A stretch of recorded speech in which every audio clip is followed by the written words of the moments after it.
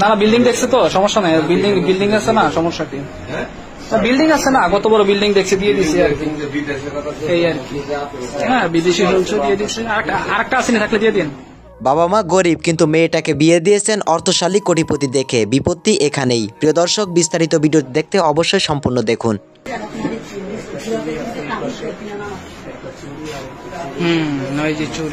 প্রতিনিয়তই মেয়েটাকে তার হাজবেন্ড নির্যাতন করত, ঠিক এই রুমটাতেই। কিন্তু এমনই একদিন নির্যাতন করতে করতে তাকে হত্যা করে ফেলে দেয়। তারপর তার হাজবেন্ড সেখান থেকে পালিয়ে যায়। কিন্তু কিছু সংখ্যক কয়েক ঘন্টা পরে প্রতিবেশীরা সেটা বুঝতে পারে। এরপর সেখানে জানাজানি হওয়ার পরে সমস্ত লোকজন জগড় হয়ে যায় এক জায়গায়। এভাবেই কয়েক ঘন্টা পরে তার বাবা মা সহ প্রতিবেশীরা সবাই এক জায়গায় হয়ে যায়। তবে এখানে যে ধস্তাধস্তি হয়েছে তার সমস্ত কিছুই প্রমাণ বোঝা যাচ্ছে একেবারে বেডে। তবে এখান থেকে সবথেকে বিশেষজ্ঞ বিষয় হলো মেয়েটাকে যে বিয়ে দিয়েছে, মেয়েটার অর্থ বা ধনী ব্যক্তির সাথে বিয়ে দিয়েছিল, কিন্তু বাবা মা গরিব। তবে বাবা মা গরিব হওয়ার কারণে তাকে বারবার প্রেশার করতো বাবার বাড়ি থেকে কোনো জিনিসপত্র আনার জন্য।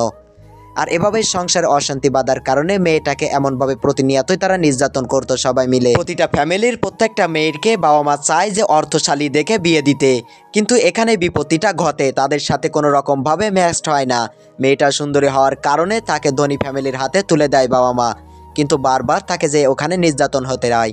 ঠিকই তারই একজন বাস্তব প্রমাণ যেন এই ঘটনাটা। বাস্তব এই ঘটনা থেকে বোঝা যায় শুধু টাকা বা অর্থ বা বড়লোক থাকলেই মানুষ কখনো ভালো হয় না।